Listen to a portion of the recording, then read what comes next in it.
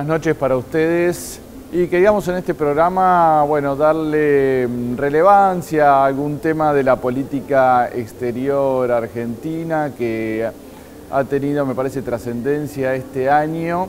En realidad fue a fin del año pasado cuando se creó la Secretaría de Asuntos Relativos a las Islas Malvinas como una de las secretarías importantes de la Cancillería, y al mismo tiempo este año fue la creación de este museo dedicado a las Islas Malvinas aquí en el predio de la ESMA, el Museo de la Memoria, donde estamos ahora con el secretario Daniel Firmus. ¿Qué tal, Daniel? ¿Cómo va? ¿Qué tal? ¿Cómo están? Bueno, así que le propusimos a Firmus hacer un poco una recorrida por este museo, que me parece que todavía no es muy conocido. Acá hay muchos, bueno, alumnos dando vueltas de colegio, pero me parece para el público en general no es muy conocido. De hecho, yo no había venido. Bueno, vamos a proponer a Daniel un poco recorrer y marcar esto, ¿no? La importancia que ha tomado las Islas Malvinas, un tema que no es nuevo, pero que como que viene creciendo en cuanto a relevancia en la política exterior argentina, ¿no? Desde que se recuperó la democracia, desde el 83, todos los gobiernos han planteado una política hacia la recuperación del ejercicio de la soberanía. Todos la han planteado como una política de Estado, en el sentido de que Argentina cree que la única forma de recuperarlo es a través de la diplomacia, de la paz, del diálogo. Eso ha sido una política de Estado durante estos años, pero hay que decir que en los últimos 10, probablemente del 2013 en adelante, ha ocupado un lugar central. Recordemos que también hacia la política interna tuvimos una etapa de desmalvinización, de tratar de tirar todo debajo de la alfombra y hacer como que se olvidó el tema de la guerra y que no había pasado nada y se desconoció los derechos de los propios excombatientes. Tuvimos una época de relaciones carnales, tuvimos una época donde lo principal era, a partir del restablecimiento de relaciones con Reino Unido, eso fue en el 99, a partir de allí hubo toda una etapa de seducción, los ositos Winnie the Pooh que le mandó en su momento Di Tella a los isleños, y donde los acuerdos tendían a ser más bien económicos y preocuparnos por el petróleo y la pesca y no por la soberanía. Y esta última época, insisto, siguiendo la misma política de Estado, todos reivindicaron la soberanía y recuperar las Malvinas. Hay una época donde Argentina ha colocado como eje central de su política exterior la recuperación del ejercicio de la soberanía. Argentina debe ser el único país del mundo que tiene todavía una etapa, no ha resuelto la etapa colonial. Sí. Parece increíble, pero después de 200 años no hemos recuperado todavía una parte de nuestro territorio. Está en manos de una potencia colonizadora que en 1833 usurpó una parte de las islas, y por eso es eje central de la política argentina. No hay otro caso en el mundo, en Naciones Unidas. Gibraltar quizás es el más cercano, pero es distinto porque hubo ciertos acuerdos que permitieron que pase a manos inglesas. Acá, como una usurpación militar, es prácticamente el único caso del mundo de una potencia colonial que mantiene un pedazo del territorio de otro país bajo su égida. Contanos un poco qué es lo que estamos viendo. Este vendría a ser como el hall central, ¿no?, del museo. Sí, los que pueden ver detrás nuestro es, en primer lugar, esta sala que está acá, que yo creo que lo más maravilloso que tiene este museo. Se llama una sala prólogo, que es donde explica todo lo que pasa en el museo, y es una pantalla de 360 grados, así que vos te metés en Malvinas. Ajá. ¿Sí? Atrás lo que tenemos es el patio de Malvinas, donde están las Malvinas en piedra, en medio de un lago artificial. Vamos a tratar de verlo porque por ahí de acá no se ve. Y atrás de todo, si se ve, es un homenaje al crucero General Belgrano. Y tenemos el original, esto ha sido un hallazgo, del avión de Fitzgerald, que en los años 60, en un gesto de patriotismo y de ejercicio de soberanía, descendió con ese avión en Malvinas. Y hemos conseguido para aquí, para el museo, el original. Hay que decir que este museo, y esto fue muy discutido, en su director, Jorge Giles, planteó una idea que es muy interesante y que hemos avanzado, que es un museo que, por supuesto, atrae todas las ideas que tienen que ver con los derechos jurídicos e históricos y están aquí, pero al mismo tiempo es un museo que rinde homenaje a los héroes de Malvinas, a aquellos que cayeron peleando en Malvinas, pero mira hacia el futuro. Vos te vas de este museo con la idea que vamos a Malvinas, no que Malvinas es algo que pasó y está en el pasado, porque tiene una preocupación principal en mostrar que Malvinas es Patagonia. Entonces vas a ver la naturaleza de Malvinas, las aves y los animales de Malvinas son los de la Patagonia. Ajá. Que toda la historia argentina hubo una relación entre Malvinas y la Patagonia, que estamos a 400 kilómetros, cuando Reino Unido está a 14.000 kilómetros. Queremos Malvinas, queremos, sin lugar a duda, explotar las riquezas que existen en 4.700.000 kilómetros cuadrados, que es otra Argentina, y que son riquezas que tienen que ver con los minerales, con el petróleo, con la pesca, con la biodiversidad y fundamentalmente con el acceso a la Antártida también. Entonces es un museo que tiene sus razones históricas y jurídicas, que rinde homenaje a los caídos en Malvinas, pero que al mismo tiempo mira hacia el futuro y porque Argentina tiene una potencialidad enorme en el Atlántico Sur, que tiene que ser una zona de paz.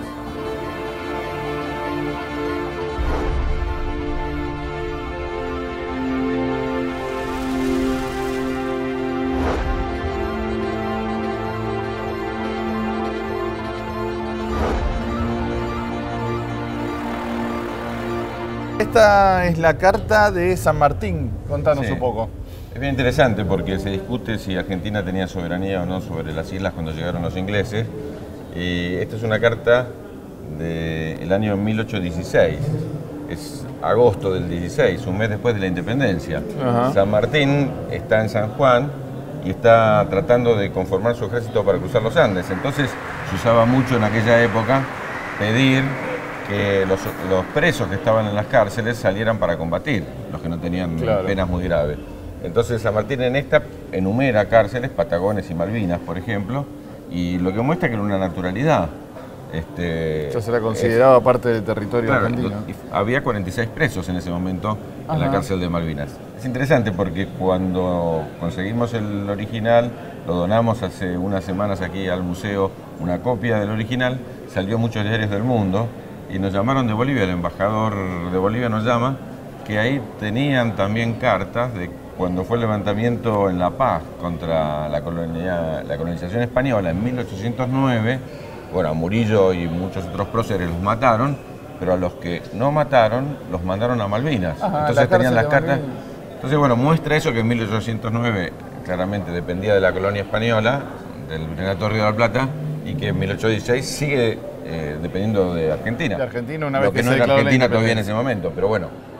Lo que hay que pensar es que en 1810, la primera semana de 1810, la primera junta con la firma de Saavedra y Paso decide seguir pagándole a aquellos que estaban trabajando allí. Así que era como una naturalidad que muchos discuten, bueno, ¿dónde está escrito que se heredó de España esto? Bueno, está claro que todo lo que pertenecía a España quedó y estaba en este territorio, quedó para la Argentina, y en este caso esta carta también lo demuestra. Ajá, muy bien. Esta es una copia, ¿el original dónde está? Está en el archivo de la Cancillería.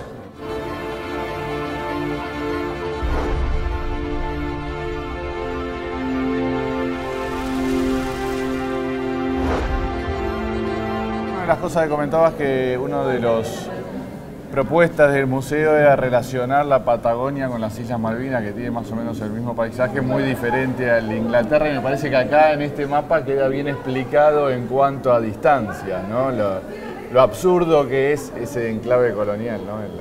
Sí, esto es interesante para discutir. Ahora, las discusiones que hay de política exterior, cuando vos discutís en Naciones Unidas, Reino Unido cambió mucho los argumentos. Digamos, el argumento histórico, jurídico, incluso que va quién fue el que descubrió las Malvinas y cómo fue todo ese proceso, ya Reino Unido lo corrió. Ya se dio cuenta que esta discusión está perdida. Entonces, lo que discute ahora Reino Unido fundamentalmente, y el debate que se plantea en los organismos internacionales, es que quienes viven aquí tienen derecho a decidir de quién es esta tierra. Entonces Reino Unido lo que dice, bueno, lo que hay es libre determinación, autodeterminación, y ellos quieren ser ingleses. Entonces no es que nosotros queremos ocupar las islas y que las islas sean una colonia nuestra, sino que ellos quieren que sea parte de Reino Unido. Claro. Y en este caso lo que tenemos que nosotros plantear con mucha fuerza y que la historia es que las Naciones Unidas, todos los casos de descolonización del mundo, todos son casos que Argentina apoya por libre determinación. En esos casos Reino Unido vota en contra. Si el único caso que vota a favor de la libre determinación es que es el único caso que las Naciones Unidas dice que no hay libre determinación. Esto es una cosa muy rara, porque las Naciones Unidas plantean un solo caso en el mundo donde hay descolonización por integridad territorial. La resolución 1514 de Naciones Unidas dice que hay dos formas de descolonización, la que tiene que ver con la libre determinación, porque es un pueblo sojuzgado, el pueblo fue colonizado, entonces tiene derecho a la libertad, y los casos donde lo que se hizo fue cercenar la integridad territorial de un país. Acá lo que hay es un pueblo que fue parte del proyecto colonizador. Este pueblo llegó con los colonizadores. Llegó con los, no es que estaba ahí de antes, sino que lo trajeron. Claro, como hemos visto acá en el museo, en 1833 vivían argentinos ahí. Y había ahí una, bueno, no solo relaciones económicas, sino estaba Bernet, su familia y muchas familias más. Llegaron a vivir cerca de 400 personas en Malvinas en aquel momento. Entonces, cuando llegan, desalojan a los argentinos que estaban, algunos resistieron y se quedaron, la mayor parte es desalojada y colocan otra población. Si yo soy argentino y quiero ir a vivir a Malvinas ahora, no puedo. Está regulada la migración. Entonces había, a principios del siglo XX, 2.000 habitantes, más o menos, 1.500, 2.000 habitantes, y ahora hay la misma cantidad. Si se van algunos, colocan otros, pero es una población totalmente regulada, y esa población es parte, hay que decirlo, es parte de la colonización. Entonces no es la que tiene que tener libre determinación. ¿Pueden decir que son ingleses? Por supuesto. Acá viven cerca de 2.500 ingleses, en la Argentina viven decenas de miles de ingleses. Claro. Ahora, lo que no pueden decir es que esa tierra que están pisando es Inglaterra. Acá tenemos las colonias galesas, por ejemplo. Hay más de 70.000 descendientes galeses que viven en Chubut. Lo que no van a decir es que porque viven hace 10 generaciones, esa parte de la tierra es de ellos. Claro. Bueno, como si lleváramos 10.000 argentinos a vivir a una isla alrededor de Londres y le hiciéramos votar a ver si quieren ser argentinos. Bueno, Londres lo hizo. Cuando fuimos a visitar, nos invitó el presidente de Irlanda, dice, ¿cómo no vamos a entender a la Argentina si nosotros nos hicieron lo mismo?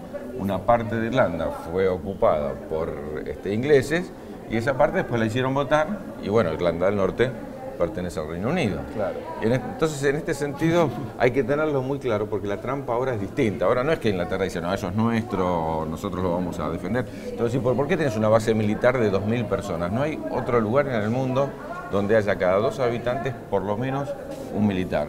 ¿Por qué es tan fuerte? Dice, bueno, porque tenemos miedo que Argentina nos invada. No, en realidad acá hay petróleo, acá hay pesca, acá está el acceso a la Antártida y como te señalaba, hay 4.700.000 kilómetros cuadrados en el Atlántico Sur. Estos 4.700.000 kilómetros cuadrados, casi otra Argentina, con riquezas en el futuro enormes y el único paso natural bioceánico que hay. Y por supuesto el acceso a la Antártida es una de las preocupaciones de los ingleses. Claro. Entonces está esa base militar en una zona que fue definida por 21 países del África y 3 de América Latina como zona de paz, está esa base militar a los efectos de cuidar esas riquezas y no de cuidar una población, porque Argentina, como habíamos dicho, desde el 83 en adelante, ha planteado claramente que el único camino es la paz.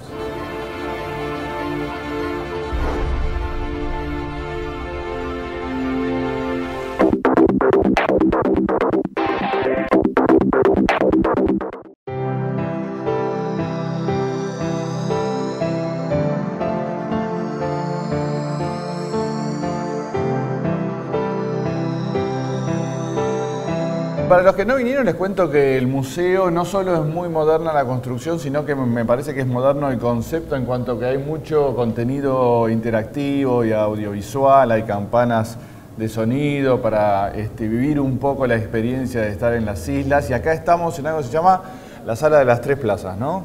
¿Cuál es la idea acá? Bueno, refleja una parte muy dolorosa de la historia argentina. Refleja en primer lugar 3 plazas distintas. La plaza que fue el 28 de marzo, la plaza de la huelga que llamó la CGT, estamos hablando del año 82, la represión, la detención de buena parte de Ubaldini y buena parte de la dirigencia sindical en aquel momento, que empezaba a reflejar el resquebrajamiento de la dictadura. Digamos, después de la represión, después de las desapariciones, el pueblo argentino recobró la capacidad de rebelarse contra la Junta Militar y sale ese día como nunca. Bueno, a nosotros nos tocó estar, me imagino que vos también, sí. En la calle ese día. Lo que fue la represión fue una represión feroz y lo que hubo fue un número de detenciones muy grandes. La segunda plaza, que es la que están mostrando en este momento, es la que... ¿Cuántos días? ¿2 días? Sí, 3, 4 días. Galtieri anunciando que una reivindicación que para todo el mundo, para todos los argentinos era justa, de que se había ingresado en Malvinas. Y es interesante, ahí veíamos un cartel de una madre de Plaza de Mayo diciendo las Malvinas son argentinas, los desaparecidos también. Y bueno, esta cuestión de basarse en un sentimiento genuino de la gente, de la voluntad que tenía de recuperar la soberanía sobre Malvinas y también el antagonismo que teníamos con Reino Unido respecto del colonialismo, hizo que esa plaza sea masiva. Sí. Y termina este video con la tercera plaza, que es el día que dice Galtieri que nos hemos retirado, nos hemos rendido, no lo dice con esas palabras, y el descontento de la gente que vuelve a salir a la plaza, y eso produce en buena medida esa salida a la plaza a repudiar a Galtieri y a los militares y lo que habían hecho, produce el final de la dictadura. ¿No?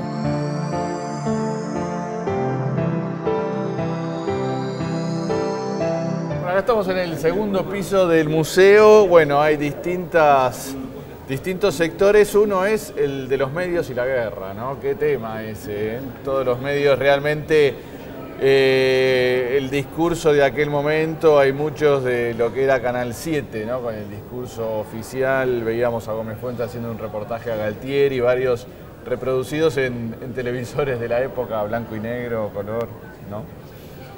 Sí, este piso es un piso dedicado más al tema de la guerra.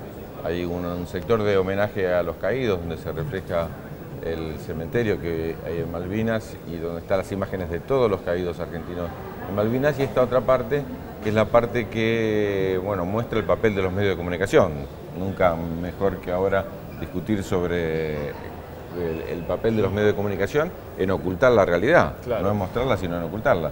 Bueno, lo que nos pasó a los argentinos, que nos hicieron creer o nos quisieron hacer creer de que íbamos ganando la guerra, de que era inexorable el triunfo de las Fuerzas Armadas argentinas, y la desilusión que significó después darnos cuenta que todo eso era una mentira. No solo era una mentira la situación en las islas, sino la solidaridad que enormemente el pueblo argentino durante esos días aportó, apoyó y ayudó, y después terminó en cualquier lado. Así que a los soldados. ¿Qué situación? Sí, claro, por eso también esa desilusión del discurso cuando Galtieri dijo eso, la gente que hasta hacía poco había ido tan entusiasmada a la plaza y después, con toda la mentira que fue consumiendo a lo largo de los días, ¿no? Que alimentó una esperanza en vano, ¿no? Que terminó así tan de golpe. Sí, si quieren venir que vengan, ¿no? Incluso el no reconocimiento de la derrota, y lo que después significó que también hay una parte acá, y yo recomiendo mucho, el informe Rattenbach. Ajá. Incluso hay una película acá sobre el informe Rattenbach, que la presidenta Cristina Fernández de Kirchner ahora abrió para que todo el mundo pueda acceder a él, que es la investigación que hicieron las Fuerzas Armadas sobre el papel de las Fuerzas Armadas propias en la guerra de Malvinas, ¿no? Y que muestra lo grave que fue la decisión y cómo se llevó adelante.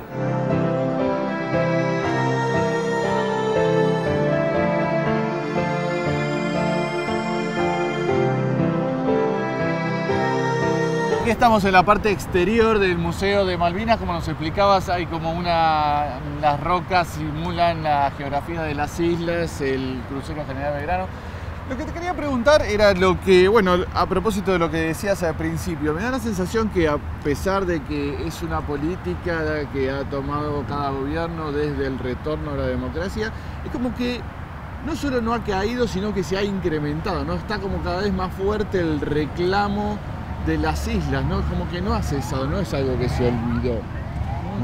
Sí, lo que hay que señalar es que lo que fue muy creciente en estos años, que no existía antes, es la presencia argentina en todos los foros internacionales para conseguir la solidaridad con el reclamo.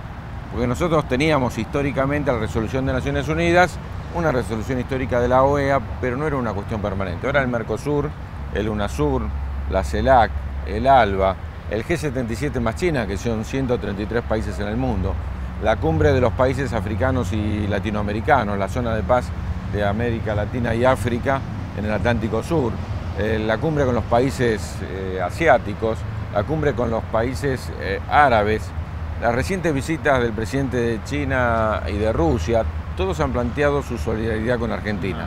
¿Cuál es la estrategia nuestra? Bueno, la estrategia nuestra es que ese clamor internacional impida que se olvide este tema de Malvinas y lo coloque en el centro de la agenda. Digamos, si nosotros somos capaces de mantener una presión permanente sobre el Reino Unido para que realmente transmitirles de que es totalmente indignante, de que existe una situación colonial en pleno siglo XXI, entonces será una manera pacífica y a través del diálogo de forzar a que el Reino Unido cumpla las resoluciones de Naciones Unidas.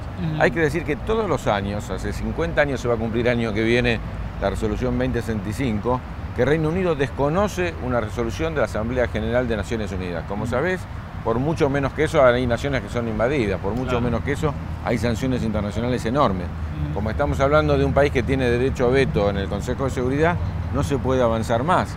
Pero está claro de que el mundo repudia la existencia del colonialismo. Existen 17 casos de colonialismo en el mundo aceptados por Naciones Unidas, 10 son británicos, y está claro que este es un caso que hay que resolver. Argentina ha sabido en los últimos años llevar esto a todos los foros internacionales. Y creemos que esta cuestión que han tomado incluso varios países de América Latina, de no permitir el ingreso de barcos con bandera de Malvinas o no permitir el ingreso de barcos que tengan alguna actividad vinculada al tema militar de los británicos respecto de Malvinas, de solidarizarse con evitar de que se lleven las riquezas que son del continente, el petróleo y la pesca que se quieren llevar son de la región, nos parece que conforma una nueva situación internacional que a la larga o a la corta, con la paciencia que suelen tener los pueblos cuando están decididos a transitar el camino de la paz, lo vamos a lograr. Sí, aparte de la amenaza latente, eso que decías de la base militar, ¿no? Hay con tantos miles de soldados instalados en las islas. Lo importante me parece ahora es pensar, y yo creo que sí, que el gobierno que venga en 2015 mantenga la misma política y no la cambie, ¿no? Como sucedió en otras épocas. Sí, yo creo que este museo es una garantía de que eso ocurra también, porque hay que ser realistas. No teníamos un lugar en la ciudad, por ejemplo, donde llevar la Carta de San Martín. No había un lugar donde las Malvinas tengan en Buenos Aires. Quizás lo había en el sur de la Argentina, tampoco mucha presencia. Y cuando había una presencia había solo vinculada al tema del homenaje a quienes dieron la vida por Malvinas o a los excombatientes.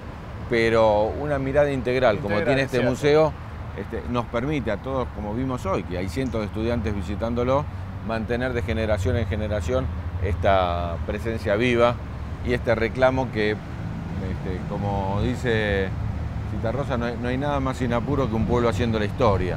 Digamos que estamos seguros que si lo tenemos permanentemente colocado en la conciencia, lo vamos a lograr y la hermanita perdida que decía Yupanqui va a volver a nuestro territorio. Muy bien, bueno, muchas gracias Daniel por gracias esta recorrida. Y nosotros nos despedimos, chau, hasta el viernes que viene.